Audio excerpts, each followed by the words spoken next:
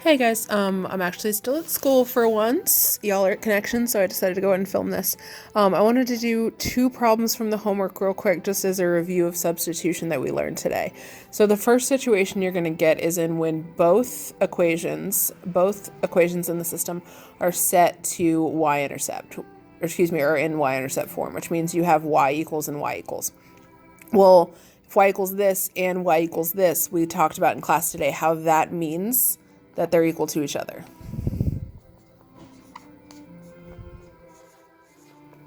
Okay, so the problem that we're going to have with this is how to move variables when there's an equals in the middle. I need to get all my variables on one side.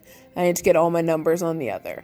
So I'm going to move this 8 over here. And the way that I get the 8 from the right side to the left side is I look at it. So it's a 8 by itself and it's negative. The opposite of that is addition. So I'm going to add 8.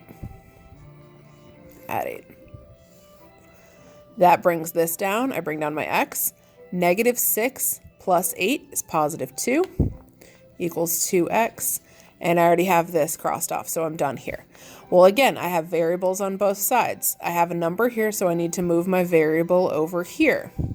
Well, again, it's a positive, it's by itself, so I know I can just subtract. So there's an imaginary 1 in front of that. So positive 1 minus 1 is 0. Bring down my 2.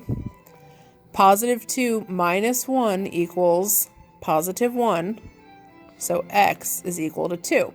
Well, I'm not done. I only have half the equation. Now I'm going to go back up and plug this in. So my equations were y equals x minus 6 and y equals 2x minus 8. All I'm going to do now, because we know variables are representations of numbers. You told me x is 2. All I'm going to do is change my x for the number 2. Well, 2 minus 6 equals negative 4. So that means my y has to be negative 4. So my guess right now is that it's 2 comma negative 4. That should be my answer, but I'm not done. Let's make sure it works on here too. So 2 times 2 is 4. 4 minus 8 is negative 4. That means y would be negative 4. And we're done. I know that that's right. I've checked it in both of my equations. I know that this coordinate is a solution for this system. And that is how you do it if you were given two equations in slope-intercept form.